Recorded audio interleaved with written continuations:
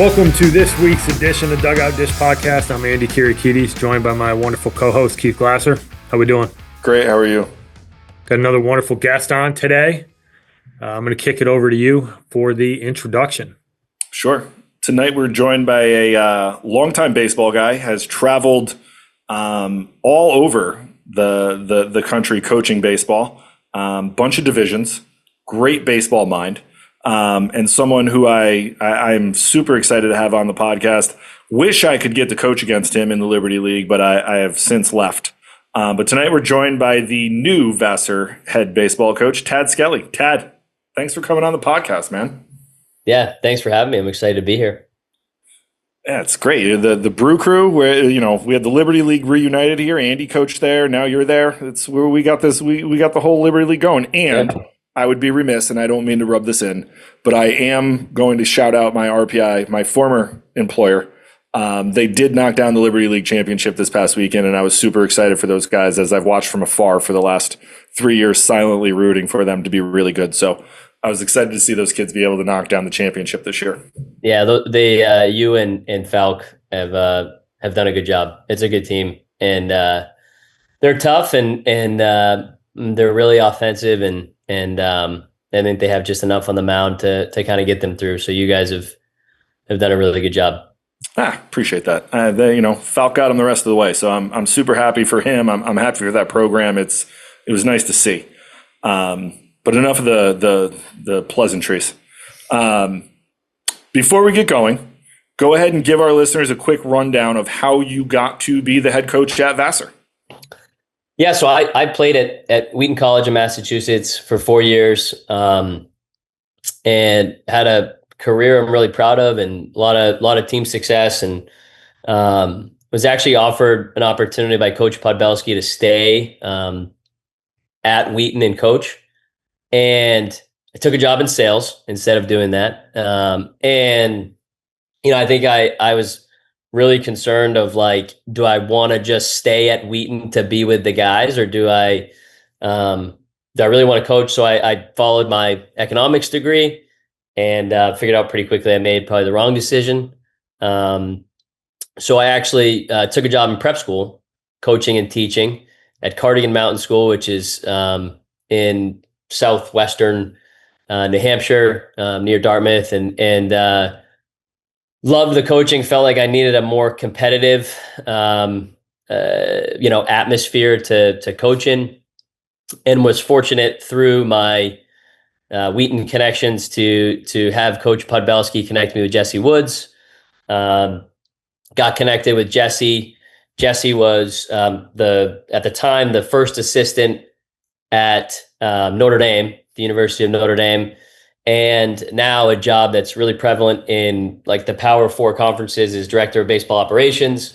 At the time, that that position was starting, and they needed someone pretty quick.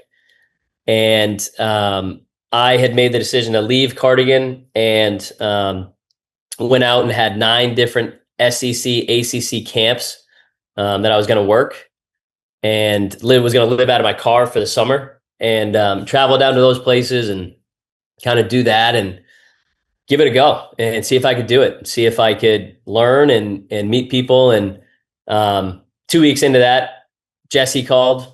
The day after that, Mick Aoki, who was the head coach at Notre Dame at the time, Mick called and was like, "Can you be here on Sunday?" And this was Tuesday. I was in Ole Miss. So I was in Oxford, Mississippi, packed up, drove back to New Hampshire, where I'm originally from, and did a load of laundry and headed out to Notre Dame. Spent 2 years there. In my second year at Notre Dame, Jesse Woods and Chuck Restano, who's now the head coach at Navy, did an unbelievable job recruiting, and we had one of the best recruiting classes I've ever seen that year that were freshmen. A bunch of kids that either are still playing or played in the big leagues. And we were the 3 seed in the ACC tournament. We were the 2 seed in the NCAA regional at Illinois that year. And when we were at Illinois, Mick had me represent us at the head coaches meeting for the regional. And I was the lone non-head coach there. and Spencer Allen was there at that meeting, and he was the associate head coach at Illinois. And I didn't know it at the time, but Spence had already accepted the head coaching job at Northwestern. I met Spence, and again, really had no idea about that he was going to Northwestern, but we met and connected. And a couple of weeks later, Spence hired me at Northwestern and spent 2.5 years there. Had an unbelievable experience. In my second year at Northwestern, we lost in the Big Ten championship. It was just a great experience for a program that, like, historically, not a ton of success. Very challenging place to just recruit with the academics and all that. And but they were starting to really invest in the program. So it was an exciting time to be there. And I got a call from Steve Sanders, who at the time was the director of amateur scouting with the Toronto Blue Jays. And he was a Northwestern alum. And, he asked if I would have interest in doing something on the pro side and scouting. And I felt like that was the next step in my development, was to go and scout and learn how to do that at the highest level possible, which is in pro baseball. So I took that opportunity, and it was kind of a hybrid job. It was scouting through the amateur draft and then in player development after that. And I loved it. I loved so many parts of it. I felt like I was learning. I was being challenged, which is exactly what I wanted. We lived in Florida at the time. I had a 1.5-year-old, and I felt like I never saw her. And that was really hard for me and challenging. And so when Jesse Woods, kind of full circle, when Jesse got the Colby job, he had a full-time assistant job open. And, we had some conversations, and it got to a point where he was like, "Come on, man, let's go. Like, we're going to do this together." And I actually had an opportunity to go with Jesse to Colby, or to go to an Ivy League and as an assistant. And I chose to go with Jesse just because I felt like I was going to have a massive hand in recruiting, and Jesse was going to give me the opportunity to make decisions, both good and bad. And I definitely made both. I was going to run the offense, and Jesse was going to give me an inside look at everything that we're doing in the program. And I felt like that was going to prepare me for what could be next. And Colby was also a place that had never made the conference tournament in the NESCAC. And I knew it was going to be an unbelievable challenge, but Jesse and I used to always say, like, "Hey, if we can do it here, like, we can do it anywhere." And, and there's probably some truth to that, some that isn't true, because I do think Colby had a lot going for it. But that was a great place, great school, great facilities, and a great opportunity for me to be able to do something with Jesse. And I just learned so much from him, on a personal level, on a professional level, and was able to take that opportunity for take the head coaching job at Gordon College, which is a very different school, but similar idea in terms of just program history. And I felt like, okay, now I can take everything I've learned and go and use this and try to turn this program around. And my hope was to kind of always get to a place like Vassar. And I had hoped that, being a head coach at a place like Gordon would ultimately lead me to that.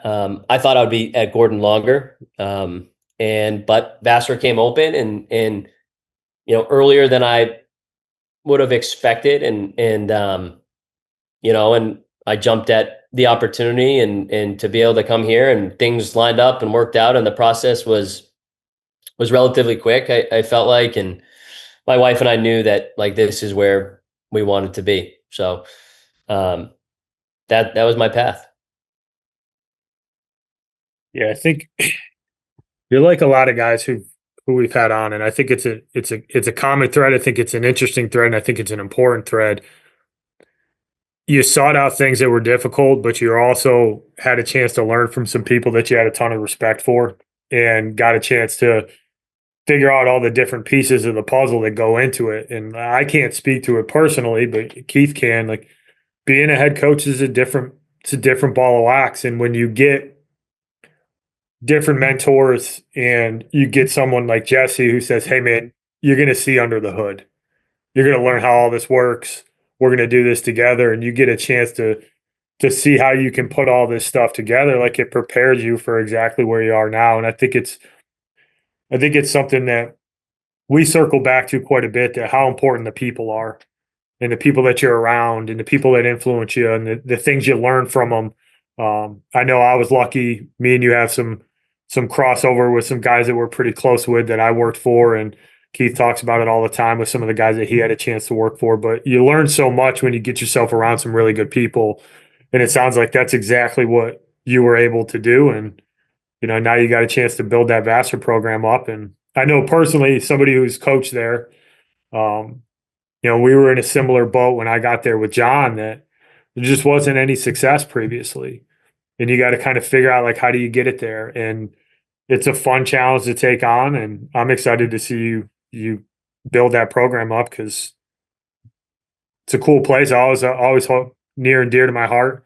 Some of my favorite kids I've ever coached went there, and Yeah. I'm excited to see you mix it up in the Liberty League. So I was pretty fired up when I found out that you were getting that job. I was like, it's in good hands. It's gonna be all right up there. So that was good to see. No, I'm excited. And it's a challenge. Like, I think any high academic school is, and there's a lot of crossover with that. And, but I do feel like I was lucky to learn from honestly, back in my playing days, from Coach Podbelski, but from Mick, Coach Aoki, and Spence, Coach Allen at Northwestern, and Jesse, and like, I still learn from Jesse.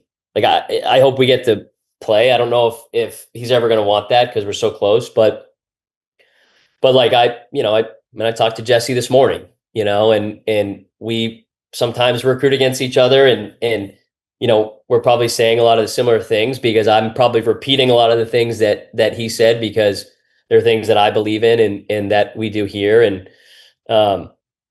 but I'm really, really lucky to have learned from some really good coaches, and, you try to obviously apply it every day. And I know you guys obviously have been fortunate to have that too. And like, people that you coached against, like, I listened when you guys had Kevin Casey on, and I'm sure you've had all the Caseys on at this point, but like John Casey, and like, I felt very lucky to be in the opposite dugout of him, and I'm very different, but like, just watching, and you just go, okay, like, that's why they're good. Like, that's why they're in the position they're in every year. And maybe I can't do it that same way, but man, like, there's something I can take from the way in which he operates and what he gets out of the kids that he coaches, and I'm sure that all three of his boys are no different, and they're doing the same thing, but stuff like that. Yeah. It's interesting in this game, especially on the coaching side of it, what you can learn from so many different people. Like, I had a similar experience to what you're talking about. I started going to Notre Dame when I went to West Alabama. I was coaching in a tournament. I was in the Clark Griffith League, now defunct. We were in a tournament in, like, what's that? It's at the Point Stadium. I forget. It's like a legendary tournament. And they called me and they were like, hey, school starts on Monday. It was Friday night. I was like, okay. So we played Friday night. I drove home, did a load of laundry, packed my car, and drove to Alabama, and got there on like Tuesday. But I've said this before, that I coached. Gary Rundles was the head coach there at West Alabama, and he was like the shortest tenured coach I worked for. And he had been coaching. He was a head guy. He was, at the time, he'd been a head guy for like 28 years. And West Al just knocked down a championship too in the Gulf South. So shout out West Al.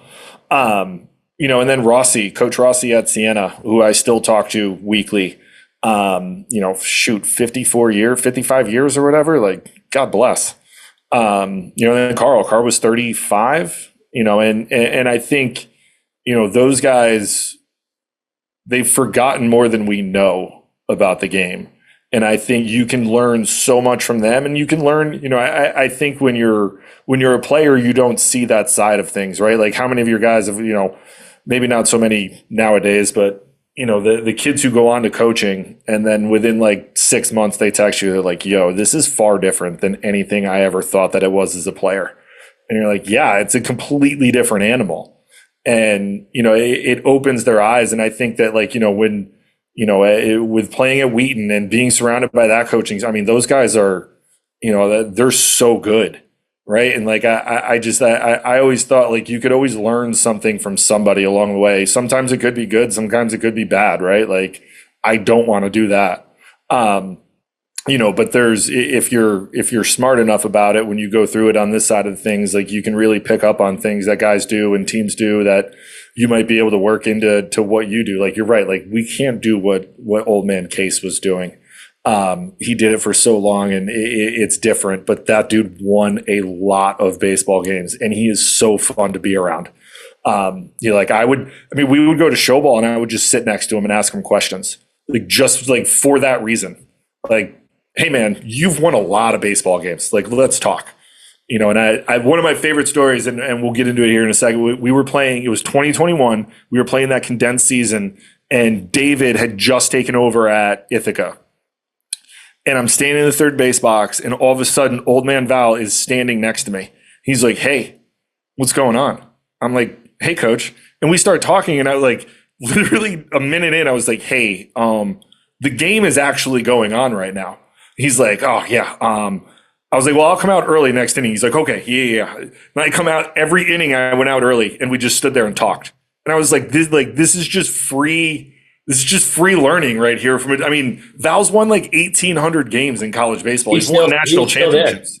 We were there last weekend, and I was like, "Who's the guy that's not in uniform that's on the field?" Was he picking weeds? Still, he's you could tell, actively coaching, And I was like, "That's got to be Dad right there," because I didn't know. Yeah. Val. My sister coaches field hockey at Ithaca, and so I know Val now and more through that. And then obviously, being here, but him. And I think Baz. there's another guy. Baz. Yeah. And I was like, who are, we just have guys that aren't in uniform that are these with tons of experience that, what world are we living in right now? Yep. Nope. They're there. And they're the best. Those dudes have seen so much from a recruiting standpoint, from a baseball standpoint. He took over. I think Carl ended up coaching with him in the 80s. Yeah. And then Carl ended up getting the RPI job shortly thereafter. So and that was back in the day where you could play 75 games and there was no real rules or any of that stuff. But at the end of the day, Val won 1,800 games. That is an astronomical amount of games to think about winning at the college level. Yep. I don't even think if you put all of it, I don't even know if we have 1,800 games between the three of us. Andy, you're the math guy. I haven't even been on the field for that many games. Are you kidding me? Coach Pablowski's, he's going to cross the 800 win mark at the Division III level where you're limited to 40 regular season games. That is absolutely bonkers. Mm-hmm. To win that many baseball games. Is that where he's at? 795 right now. I just looked it up. Wow. Good for him. That might have been entering the year, actually. And he's been the only head coach there. Fun. Really? Yeah. Started the program. He's got a hell of a coaching tree, too. I know. That's surprising to me. So it's a young, I say this with all due respect. It is a younger program. Yeah. From 28 years, I think it's his 28th year this year. Jesse was probably the, I don't know, fourth class that Coach Podbelski had because Jesse played there. And yeah. Wow. I didn't realize that. Yeah. Yeah. And now that conference is a lot different than it used to be.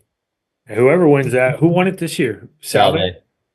Yeah. All right. For fact checking sake, Val won 1,136 games. So it wasn't 1,800, but still 1,136 games is an absurd amount of wins. Yeah. and 11 overall, or excuse me, 1,136 at Ithaca, and overall he had 1,196. So almost 1,200 games he won. Wow. Yeah, that's crazy. I may have watched that many summer ball games, but I didn't coach that many. Because you're watching 4 games at once. Yeah, right. Standing at Diamond Nation, just doing a circle, Standing in the tower watching.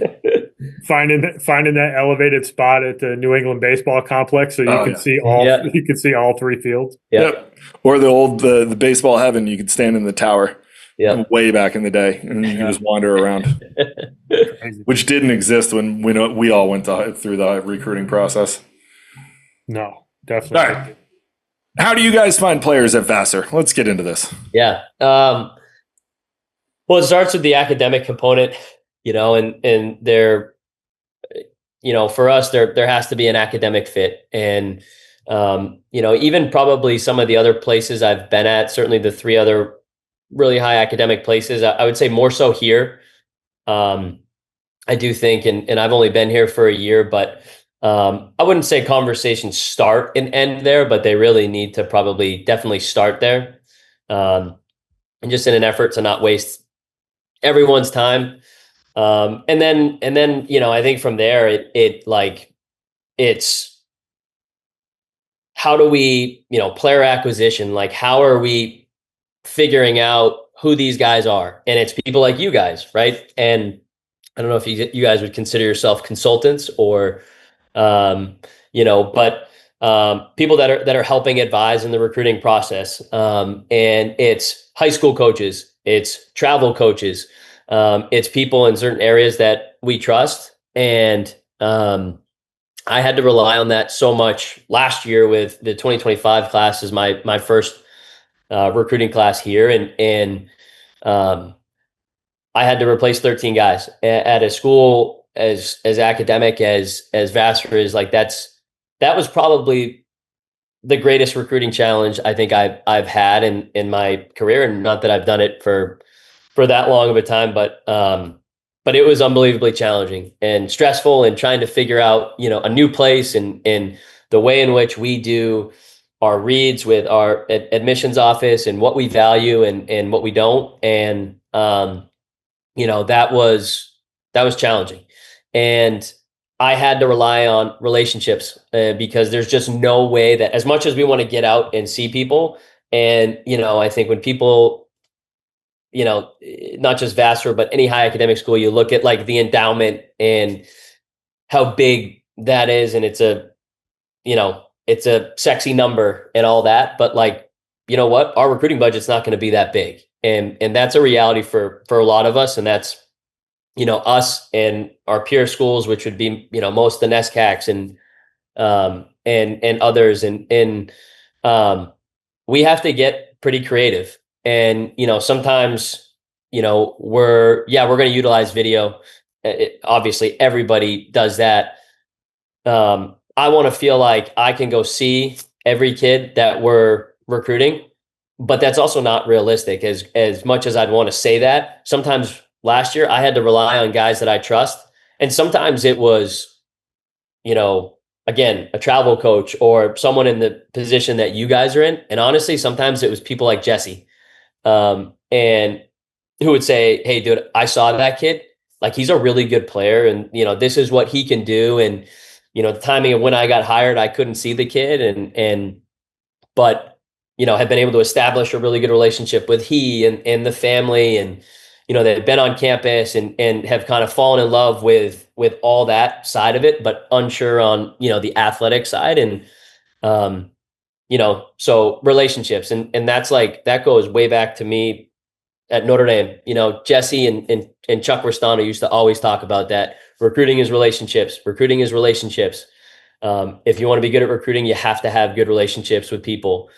And then I think like for us, things that we value and I definitely probably used to say, "Hey, we're going to get the best available player," and kind of leave it at that. And I don't think I would say that anymore. And I would say that after being here for a year, like we need to get more athletic.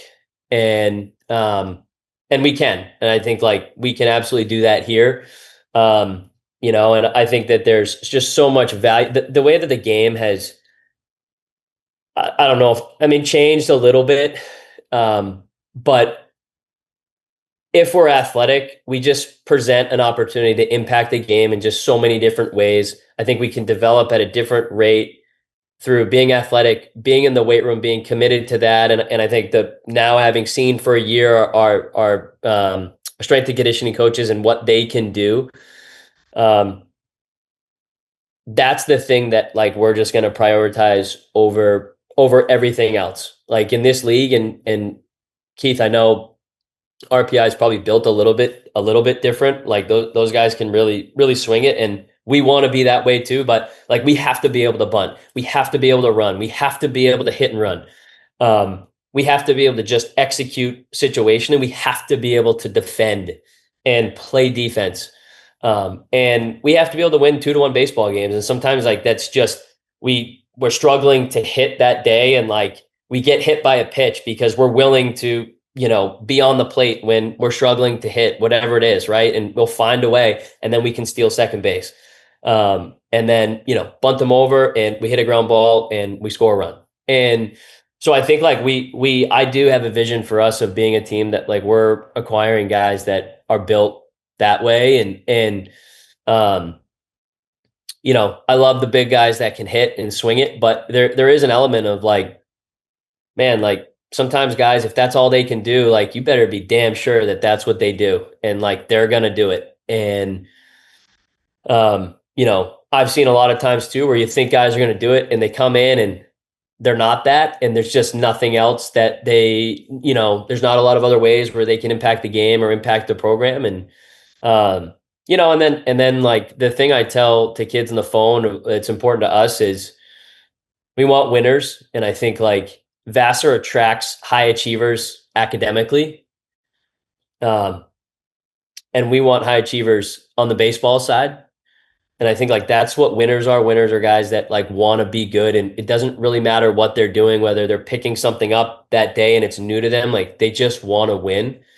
Um, and so I think that's definitely something in the recruiting process we try to figure out and try to establish, is like how much of a high achiever are you?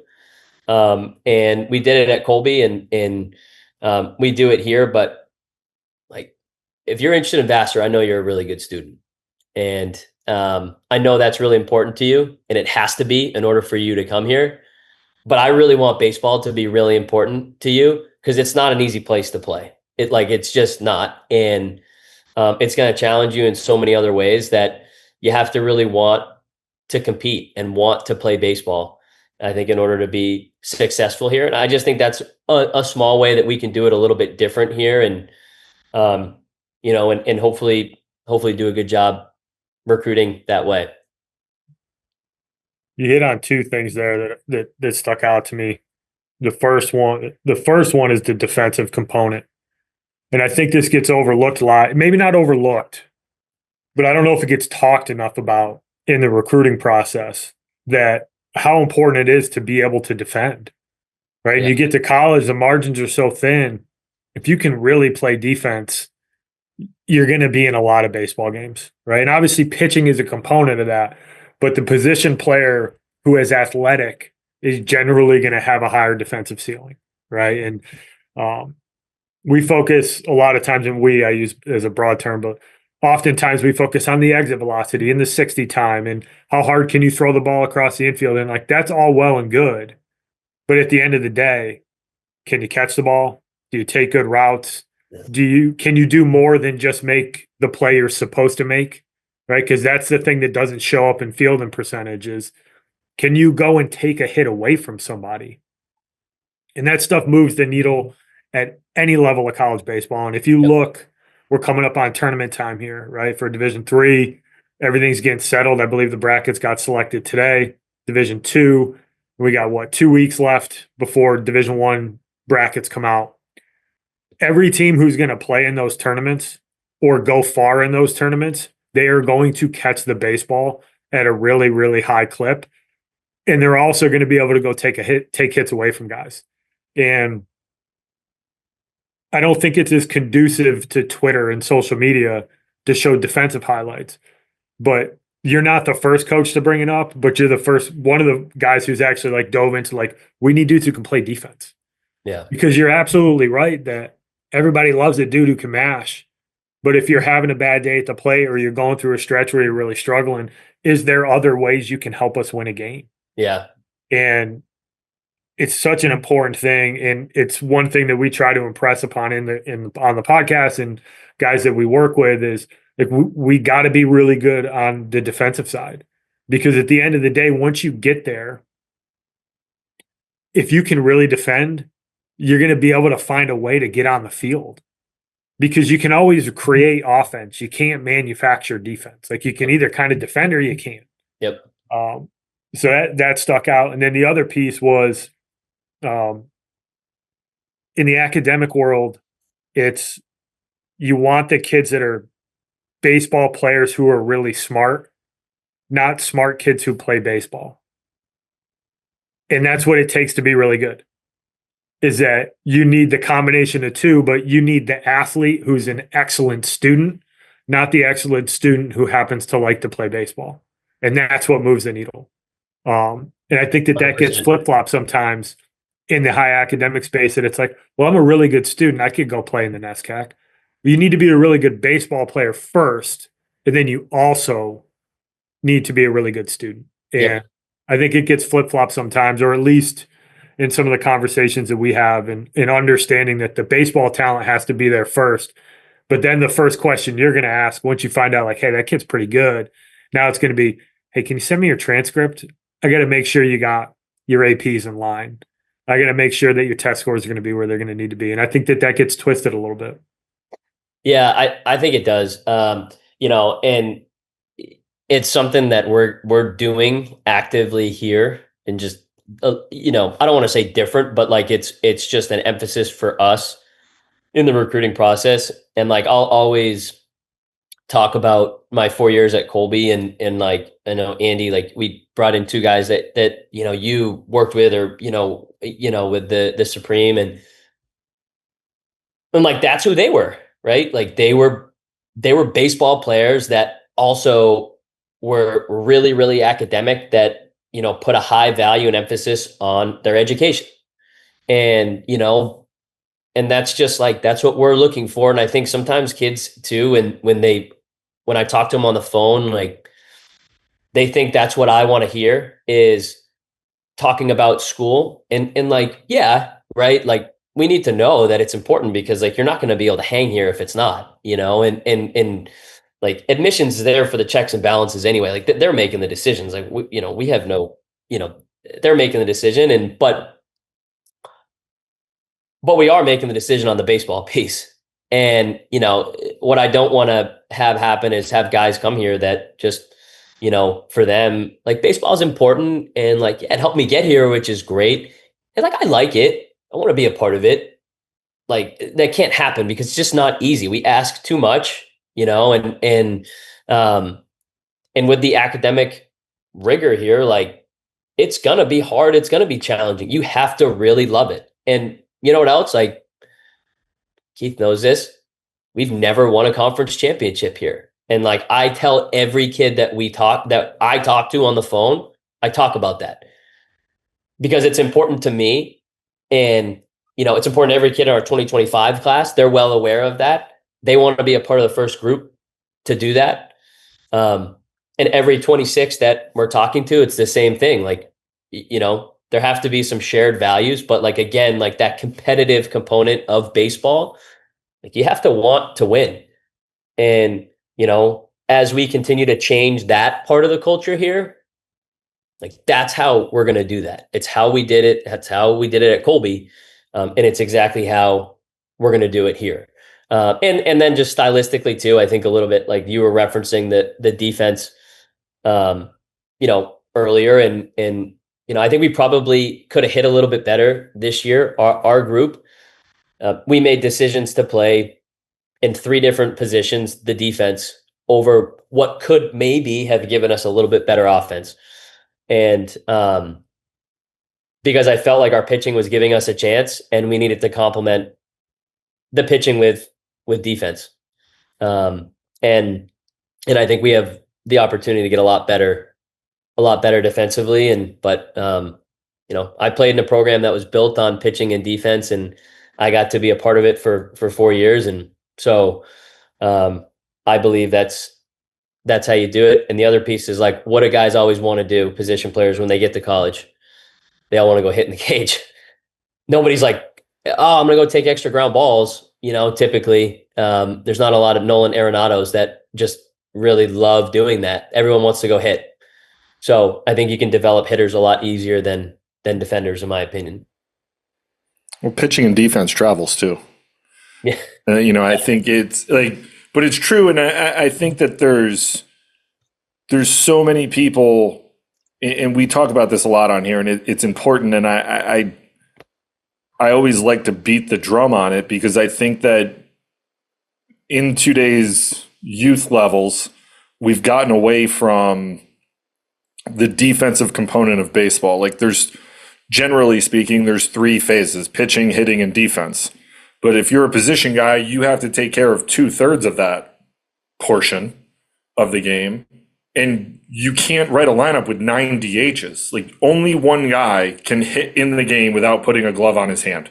So at some point, you're going to have to defend. And it's not sexy to put on Twitter your defensive stuff, or because there's no metrics to it. We've gotten a little metric heavy in our game, but there's no metrics to your defense. Like, it's easy to post like, I had 110 exit velo. Like, awesome, dude, you can't hit a slider. So I don't know what to tell you there. But like, you can find yourself playing at an early age just solely because you can defend the baseball, where, you're a dude who can flat out pick it. Like, you might find yourself playing the back third of games because you're a hell of a lot more trustworthy with the glove than maybe the guy who's starting. And then all of a sudden that turns into like a spot start. And then now you're playing better than the other guy. And it's not because you're hitting better, it's because you can defend better. And I think that people lose sight of the fact that you have to actually go defend in college. And it's a huge component of the game. You're going to play the college level, 50% of your games are 1-run games, right? Like, if you're just going to go make 5 errors, you're going to lose all the time. That's not good. And it drives us nuts as coaches to watch guys make errors. Yeah. Physical errors happen, mental errors, whatever. But like, when you continually make them, you're probably going to find yourself sitting next to us on the bench and watching someone else do it. And the moral of my soapbox rant is that work on defense. Because you're right. I like, guys aren't going to, like, how many guys do, like, you've flipped culture, and that you have a really good team when guys want to stay after to take ground balls and work on stuff. Yeah. Right. Like, it's not like, hey, I'm going to stay after and take some extra swings. Like, that's not what is keeping you out of the lineup, dude. Your swing's okay. You literally cannot throw the ball across the diamond, or it can't find its way into your glove. So that's why you're not in the lineup. Like, maybe take a little bit more. Take some fungos, maybe set the hack attack up and shoot some balls at you. Do something that shows me that you have some semblance of feel as to why you're not in the lineup. I would say like close to 100% of the conversations I have with players when they initiate it for playing time is like, they never talk about defense. And, and like, I'll even say, okay, like, hey, I hear you, right? Like, and you might be right. Who are the guys that like we're referencing here, right? And it's typically guys that defensively it's not close, or even they don't play the same position, right? And it's like, well, hey man, he's a catcher, you're an outfielder, right? Or like, that's our shortstop. You play right field, and it's like, yeah, but hey, you're asking us to do this offensively, and like, I can do it better than him. Right. And it's like, we got to play defense, like, he's in the game because he can play defense, and, hopefully he can be somewhat competitive offensively, for us, and we'll figure out how to get something there offensively. But man, he's going to give us a chance defensively. But it's just like, Keith, hearing you talk, I'm like, man, the amount of conversations I've had where the defense never gets brought up. Never. Defense isn't brought up, and it's always the one. I had this conversation the other day. It was like, well, I was 2 for 4, but I was safe on a ball, but the umpire called me out. I'm like, so you were out? And they were like, well, I was safe. I was like, have you ever been like out on a bang bang call and they call you safe? Like, do you go to the umpire and be like, hey man, I was out there? He was like, no. I'm like, funny how it only goes one way, huh? Like and I've had and you've had those conversations at the college level, like, well, I would be 3 for 10 if the guy called me safe. Like, yeah, you'd be 0 for 10 if you got out the other 3 times. Like, it never goes the other way. And I always find that funny when you have those conversations of like, it always goes in the way of like to make you look better. Yeah. And we completely leave out the defensive aspect of things. And I just think that it's so short-sighted, and I get it. Like it's hard when you're a kid to kind of really look yourself in the mirror and understand that aspect of things. But like, you have to be able to do both. Like, you have to be able to defend. You have to be able to hit. And like, you don't have to be the best at hitting. You can, as long as you're putting together competitive at bats, you're probably going to find yourself with some semblance of a shot. But like, if you cannot defend, it's going to be really hard to A, get recruited, and B, play, because at some point you have to put a glove on, and it's a reality of what college baseball is. The guys that are generally going to find themselves out there are going to be the best defenders. And like, yeah, you can hide some guys and you can live with it here and there, but like, it's not like they're terrible defenders. We just view it through the lens of like, as college coaches, it's like, we could probably be a little bit better in left, but he hit 390 with 10 bolts. So we live with a couple of the bad reads that he makes in left field. But like, it's a reality. Like, you're not going to find yourself playing shortstop if you're going to field 800. Like, that's just a reality. Like, you have to field at a high clip in order to legitimately find yourself on the field. I want to dig into something because you have a unique background, having been in pro ball, and not just pro ball as a coach, but you were in it from the scouting side, right? And the reason I want to ask this question, because I'm going back to the guy that you mentioned earlier, Tony Silva. Me and you had a ton of conversations about Tony, right? Oftentimes in this process on our side, we're so close to it. I'd seen Tony take 40 at bats, right? And I was just confident in like, hey man, this kid can hit. Yeah. You saw the same thing that some other guys didn't see. And Tony's ended up having a nice little career up at Colby. Yeah. Right. Really good platoon player as a sophomore. He's an everyday dude right now for Jesse, hitting over 300. But the reason I want to tie it into the pro scouting piece is, what did you learn in that role that helps you dig a little bit deeper? And more importantly, one of the things that I've always respected about you in the evaluation process is that you always start with what a kid can do and don't focus on what a kid can't do. Because it would have been easy to poke holes in Tony. Yeah. Like, he's not a great runner, or I'm not exactly sure where we're going to play him. But you were fixated on like, that kid is going to hit. He comes from a really, really high-end high school program where they win a lot. He knew how to play the game. What did you learn there, and how do you take it into your evaluation process for guys now? Man, I think like you said it right there of like, what can he do? And, Tony was a kid that when I saw him, like, I don't know if you remember the game, and I don't remember who they were playing, but I think it might have been like Bucks County or something like that. And it was just like, it was an awesome, awesome travel game. Just back and forth, just kind of like heavyweight punches. And he, every time I saw him, it was against good arms, played the game the right way. Like, he had, I would say, a more advanced level approach. Like, he had the ability to impact the baseball to all fields. And he played so many different positions. And I didn't know where he was going to play, once he got to Colby. And I said that to Jesse. I was like, look, dude, like, I don't know where he plays defensively. I'll be perfectly honest with you. Like, it might be third, might be a little bit of second, it might be first, it might be left. Like, I don't know, but like Tony's going to be in the lineup, and because he's going to hit high level pitching, and the kid is really, really competitive. And like, we can't teach a kid to be really, really competitive.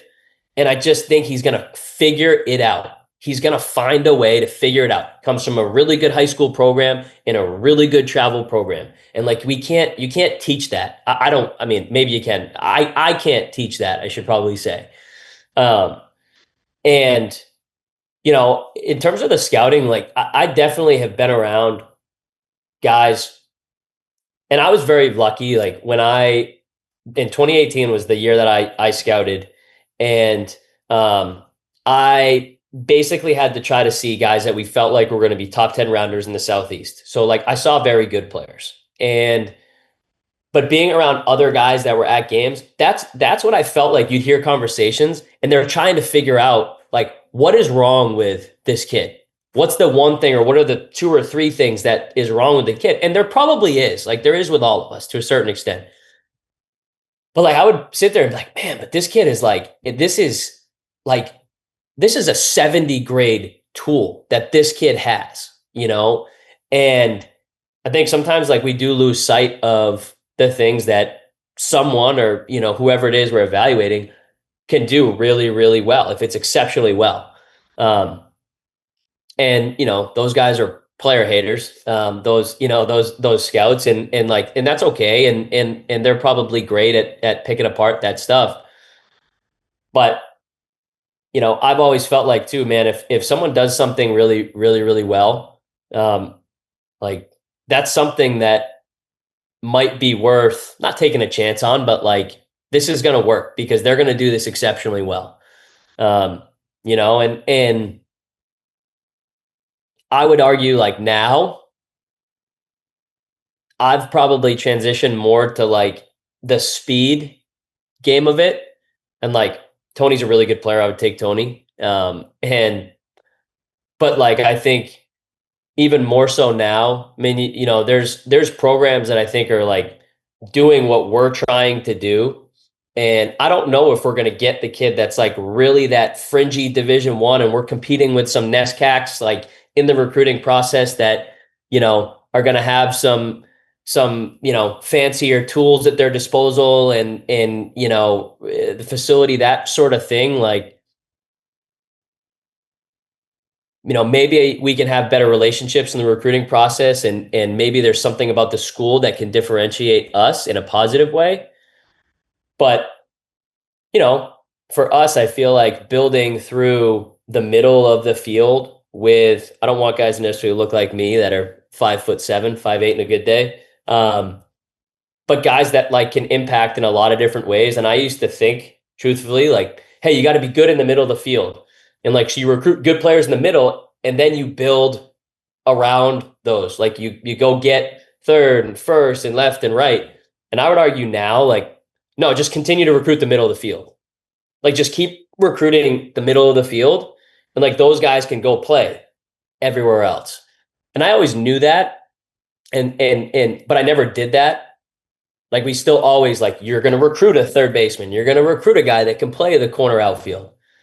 And I think like here is trying not to do that as much as we can, and really trying to recruit everyone that plays in the middle of the field. So yeah. You're right about that game. It was Bucks County. Bucks County, yeah. It was Field 3. Yep. New England Baseball Complex. And the kid who was throwing for Bucks County is the #1 at St. John's right now. Rodriguez. Yeah, and Tony went backside twice on that kid. And that kid he's got a banger breaking ball. Yeah. Yeah. That was but that was Tony in a nutshell. And it's paying off for Colby now, because you didn't fixate on a couple of deficiencies that he had, and you focused on like, this kid will hit anybody. He can play a couple different spots on the field, and he's ultra competitive. Yeah. And there were other guys who went and saw Tony and found reasons to not like him. And I'm sure looking back on it, and this is this happens with all kinds of kids. But I just thought that was interesting, and I was really curious about like the pro side because it is different, Yeah. right? Like part of your job as a pro scout is to come back and go, this is what this guy doesn't do. Yeah.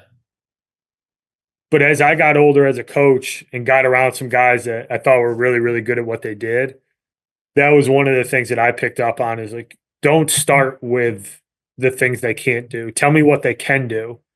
And then we'll figure out if those deficiencies are so bad that we can't work with them.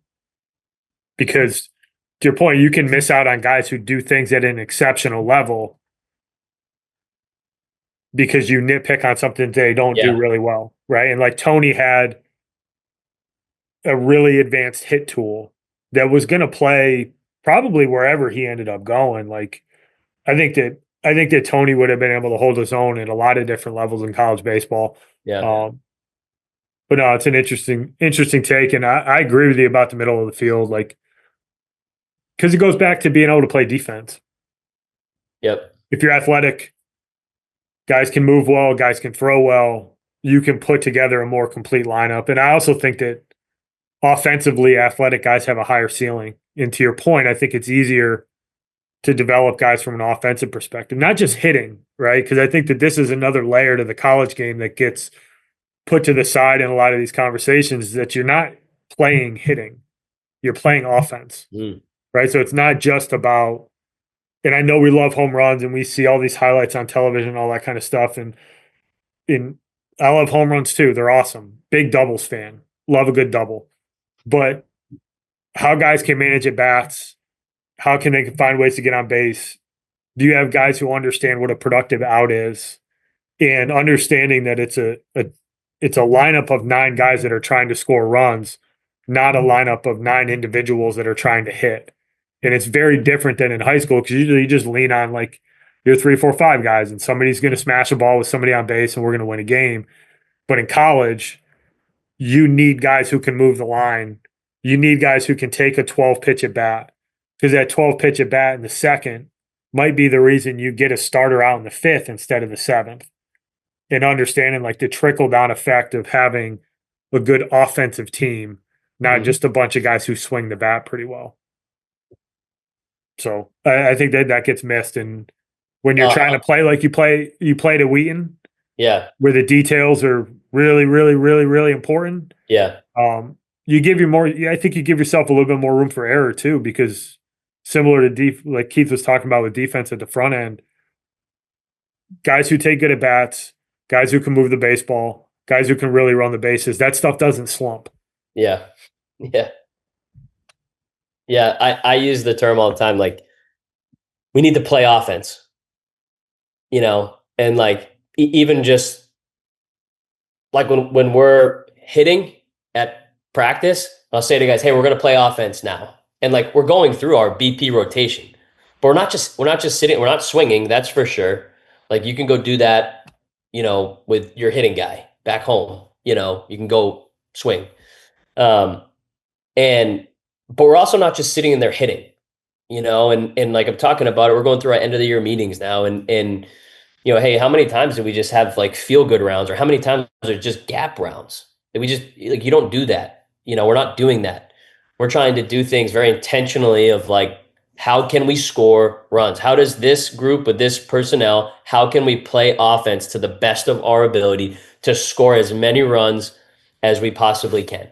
And that might mean that our rounds are a hit and run round, a runner at third base with the infield in round, runner at third base with the infield back round, like those are things that we're doing. And especially because, and this is a whole different, this probably, I'm sure you guys could go down this for hours, but travel baseball has been exceptional for some things, and some things it has like hurt us, and it's the baseball IQ end of things. And like, I think understanding, what you're doing in the box, understanding what you should be doing situationally in the field, understanding how to pitch and not just throw. Like, we're not doing a run and gun right now. No, like we got to pound the zone, and we got to be competitive with multiple pitches.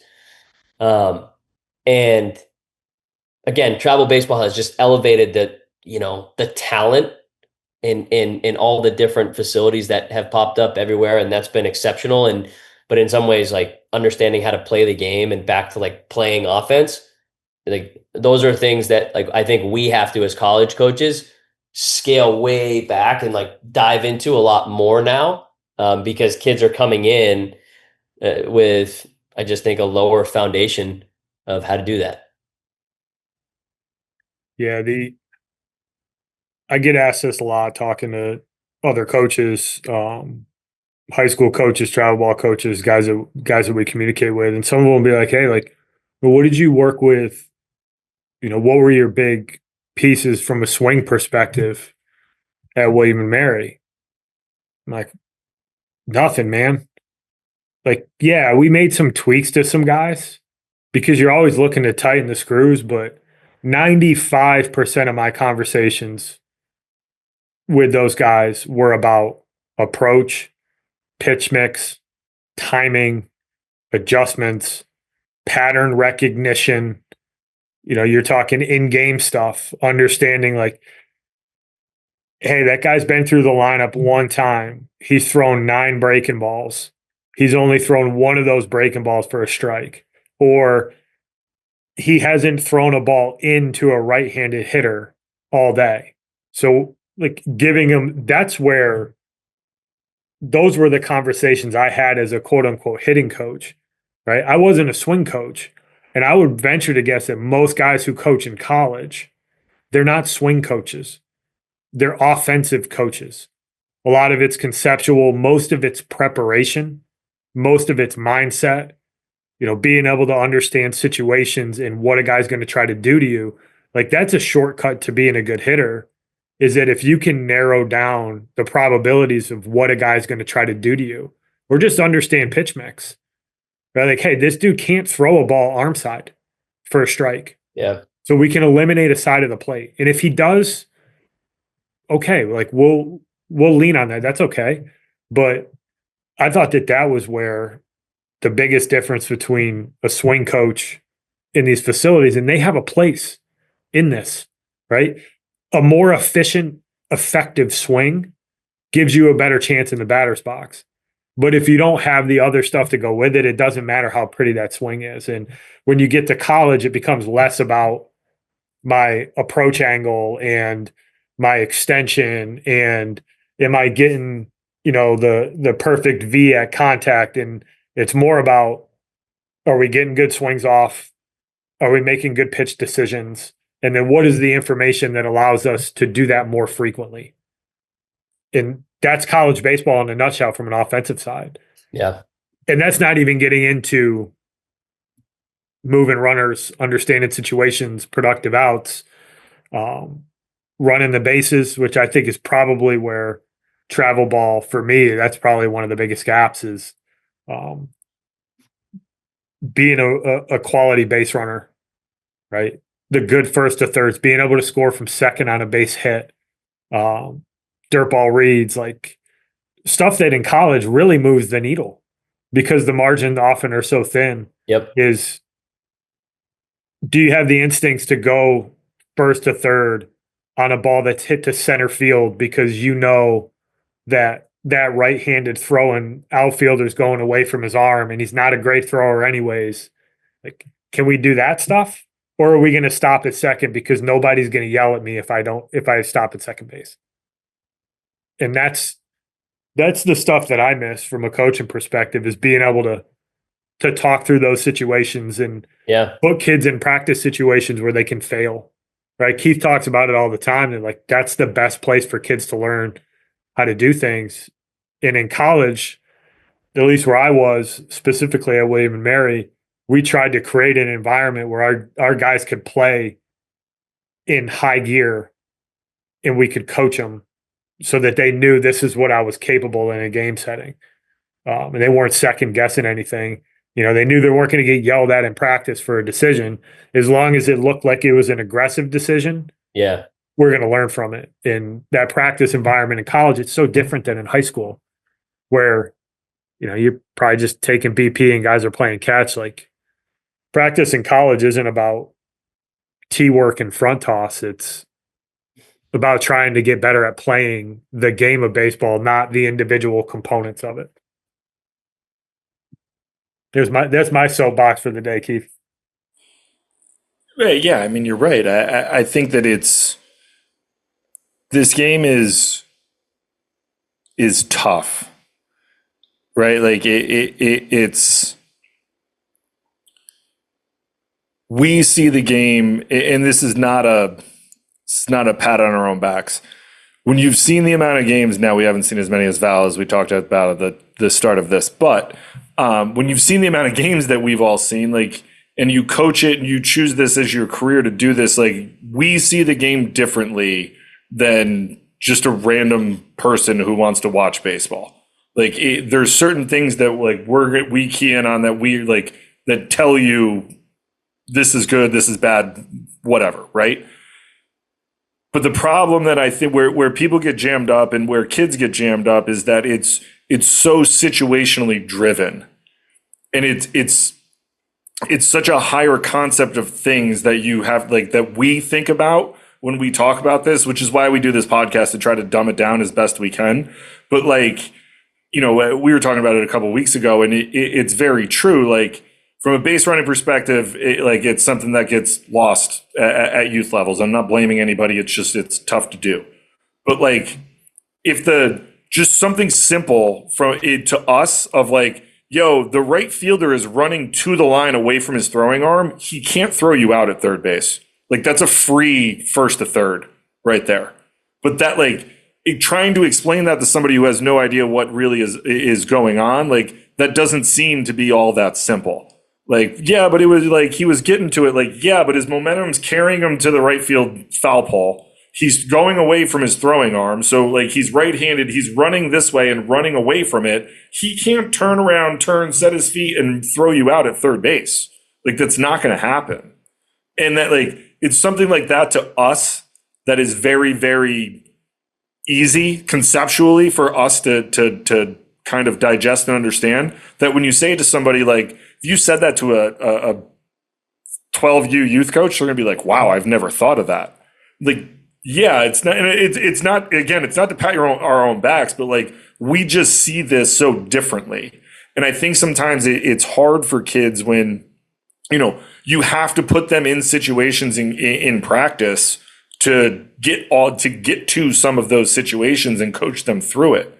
Because we can sit here and talk to it, we're blue in the face, but like, until you're doing it full speed in like a coach pitch inter squad, like, I mean, yeah, we can throw some balls out on the fence and be like, oh, cut to 2. Like, that doesn't do anything. Like, sure, from like a, you know, conceptual, like, hey, this is where you need to be type thing. But like, until you're actually doing it, there's so many things that come up. Like, you know, and I always felt like it was a cop out answer. Like, you know, your shortstop, because at RPI, right, it's you've seen it, Tad, like, it's 300 feet. It's like 297 feet to right field with a double fence. But it's super short. Like, we never really ran a double cut into right field to home because our right fielder can throw the ball to the infield and it's a 90-foot throw. Like, we don't need a double cut into the right field corner for that reason. So then it's like, okay, what does our shortstop do in this situation? Like, okay, situationally only here at home, like, we're going to do this. Or so like, I think until you put those kids in those situations to get those things out of them and get them to understand that it's okay to fail in those situations, to fail forward, that you're like, that's when you can really start to get guys to conceptually start to be really good from a college baseball standpoint. And I just feel like there's so much that goes into it. And like, it's frustrating as a former college baseball coach that like, we don't have the support sometimes, especially at the lower levels of college baseball where you need more coaches. Like, you know, and this isn't a shot at anybody, but like, go look at Division III football rosters with the coaching staff. Like, there's 47,000 coaches. And it's like, hey, here's 2 baseball coaches. Good luck trying to teach all of this with 2 guys. Like, it's kind of absurd when you think about it. Like, there's so much that goes into it. Like, these guys get 15 coaches. I have me and our pitching guy. And sometimes it's a guy who's green, just fresh out of college, who, you know, you're trying to teach him how to coach while trying to teach your team. It gets to be a lot. But I just think that there's so much that goes into it that like it can get, it feels like you're drinking water out of a fire hose at times, especially when you're younger, because you've never played the game at this speed. You've never played at this level. Like there's so many other things that go into it. Like, hey, at this field, we're going to double cut into the corner, but because it's 790 feet away, but at this other field, we're not. Like things just start to speed up on you. And I like learning how to like putting them in those situations to learn how to slow the game down for themselves. I think is one of the best things you can do. I mean, we would coach pitch inter squad almost every day when I was at RPI. Like it was just something that I thought was valuable to put guys in spots because, the other side, like you talking about, like getting them to compete, man. Like it's one of the biggest thing, like finding that compete factor in guys. Like there were times where like I'd bag stuff and just make up stupid competitions just to get guys to compete. Like, hey man, we're not practicing much today. We're going to do what we need to do. And then we're going to make up some stupid competition game. And like, then like you see who really wants it. And it's like, okay, here we go. But like that compete factor, I think is something that like you need to find that. And if you want to go play in college, it's something that you need to absolutely unequivocally have is that compete factor. Like because it doesn't get easier. And if you're willing to compete and work for it, you're going to find yourself in a pretty good spot. But, I still like to compete. It's horrific. It's the one of the many things I miss, or a few things I should say that I miss, but that compete factor is one of them. That's why I don't play like any adult sports. It wouldn't be good. I just play golf and then get mad at myself because I suck and then think that I should be, playing on the tour. No, I think you're right, Keith. Like, I think that there's, like the tough part too is, although I think the NCAA has done more, given us more time in the fall, it's still not enough, and it's probably not close, And I think like if we were evolving as in the NCAA, like maybe the sport at the lower levels, we would probably adjust more. And I think it makes it hard in Division III and Division I. The touch points they're just different. Like they just are. And but I think for us, it's prioritizing. Okay, we get 24 days. Like, well, what's going to be the priority? And next year we're going to have 13 freshmen, so our priority is going to be competing and playing. And like of our 24 days. Then we were talking about it today, either 16 or 18, we're going to be scrimmaging. Like, and maybe there's an argument that it should be 24,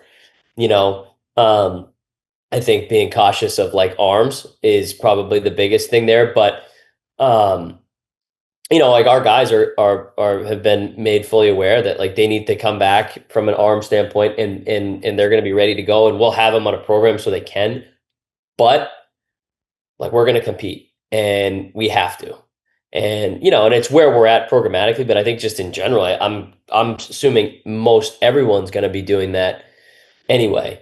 But like next year, we're probably going to have 4 to 6 freshmen in the lineup every day, and we're going to be old on the mound, which is great. But like we need to figure out exactly what we have, how we can develop that. And also, like, we need to get more competitive, and that's how you do it. 100%. Yeah, I had a soapbox moment, and I won't go on one again, but I couldn't agree more with the touch points at the Division III level for college athletics. Like, it drove me nuts that, and like, look, make no bones about it. Vassar is a great school. RPI is a great school. It's tough, but like, I know for a fact that there's probably 2 or 3 days during the week where I could actually hit or do defensive stuff with my guys for 45 minutes just to do it. Not only from a skill set standpoint, but the other thing that bothered me at that level for that specifically is like you lose.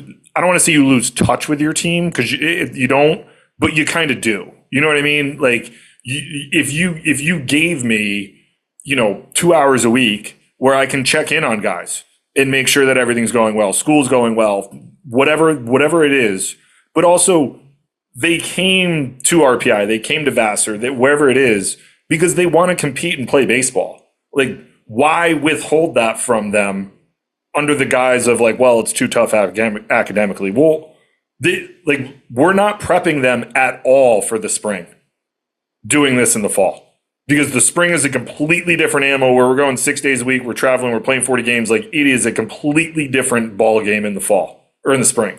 Like, let us prep them in the fall. Let us do 2 hours a week and work with them, make sure that everything's going right, that they're going to class, they're doing all these things. And it's not, hey man, on Tuesdays, we're going to do an hour of defense, and on Thursdays, we're going to do hitting for an hour. And it just gives me an opportunity to A, get them better, B, they want to do it, because damn well your guys are doing it anyways on their own. Like, why not let me be there and help them get better at what they're doing? And I always had a very big problem with that. And I hope someday somebody from the NCAA listens to this podcast because they have somebody who wants to go through the recruiting process and they hear me go on this rant and they'd be like, huh, you know what? That makes a lot of sense. Maybe we should do something like that. And again, like, I'm not asking for what Division I has, but like, you can't tell me that I can't find 2 hours a week to work with guys during the quote unquote off season. But no, I'm glad you brought that up, because I think that that's something that if I was the commissioner, that was something that I would change at the Division III level. Well, it's hard too. Like, in the recruiting process, I feel like you tell the parents, like, hey, I'm gonna be your eyes away from home. And right. Like, I'm gonna take care of your kid and I'm gonna make sure that they're okay, And it's almost like, hey, the second semester, don't worry about it, because I'm gonna see him 6 days a week. I'm gonna be able to check in with him. But just like, in that first semester, I can see him for a month and a half, but then like the NCAA doesn't really want me to see him, right. And I think that's a problem. But I also think that, like, we're in a day and age where, like, mental health is real and like it's a priority. And I think the more touch points that, I think by and large college coaches and just coaches in general are positive influences. And like, the more touch points you can have with kids, like, the more that you can positively impact their mental health. And it might not be baseball, right? Like, it might just be like, hey, how's that psychology class? I know it's kicking your butt right now. And like, how are you doing? Are you still meeting with the professor, whatever it is. But being able to see them and like have a face-to-face is a heck of a lot different than a text message. Like, I could do a text message and be in California and texting them in Poughkeepsie, but that's my 2 cents. If we ever get it, if you guys ever, if an NCAA official ever listens to this, I'm going to send it to him right now. I concur on both fronts, 100%. Yeah. And I think that the only thing I'll add to that is kids come to a place like Vassar to play baseball and get a great education. They shouldn't be limited on how much they can do either, right? They're there to play baseball. Like, whether, and this isn't just Vassar, this is any academic institution. They're going there because of you and the opportunity that you present from a baseball perspective in addition to the academic portion, right? Yeah. You're an extension, and coaches are an extension specifically at high academic Division III schools, or just Division III schools in general. They're an extension of the admissions department, as far as I'm concerned, right? I mean, think about the amount of guys that you go out and see, the guys that you have contact with, that you're bringing to Vassar actively. Like, hey, I want you to be a part of what we got going on here. And look at all the cool stuff we got. We got a beautiful campus. It's an absolutely A+ academic situation. The alumni base and the community is going to help you when you get out of here. And you're going to come here and you're going to learn some really, really valuable lessons being a part of this program. And hopefully you're going to help us get a championship. And I think that gets overlooked at times, of how important the coach is to even get a kid to a place like that. And I think it would be good for everybody involved if there was some mechanisms put in place where some of that contact was allowed during that funky window. I think it'd be good for everybody. Yeah, I But agree. all right, last question for you. Yeah. You've been doing this a long time. You've done it at a bunch of different levels. What are a couple pieces of advice that you would give players and parents who are either currently going through the recruiting process or have aspirations of playing baseball in college? Yeah, I would say as hard as it is to not rush, I do think that's probably maybe the hardest thing to do because, you know, we are in a little bit of a rush to like get the commitment post up on social media and, you know, feel like, you know, I'm settled and I know where I'm going. I think like it always seems to work out. Um, and, and also I think like ask the right questions. The right questions are I think the critical questions. You know, I don't mind when people, you know, I hope it comes from the kid, but regardless, you know, the family are asking critical questions of you know whatever is important to them. Like, hey, how do you feel like, hey, coach, you've seen me now, you know, 3 times, 2 times, whatever it is, 1 time. How do you feel like you're going to be able to develop me as a player and you know as a person? And you know, I know that you know, for me in this case, like Vassar is going to develop me, you know, academically and in those sorts of areas. Um, I always kind of appreciate when people push back a little bit and like, you know, dig deep a little bit with questions because to me it tells me like, hey, they're thorough and like they want to know and they're serious about this. Um, and I think like that's important, I believe, for people to be confident and comfortable doing, you know, and I think like the kids should feel confident and comfortable doing that because at the end of the day, it's their future, you know, and it should be their decision and what they're most comfortable with.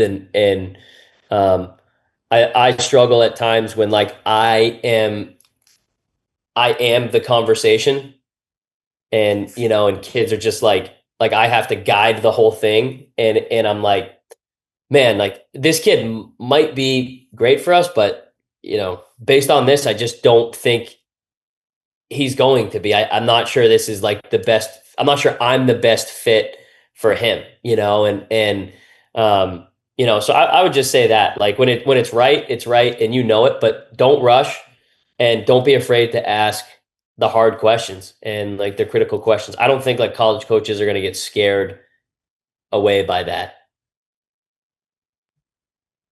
No, I think most coaches will tell you that they welcome those Yeah. because I always thought of it this way: is that if a kid is willing to ask those questions, he's thought they mean something to him, right? And it's not. And Keith always mentions this one, and it always makes me chuckle. Like, well, do you guys travel south for the spring?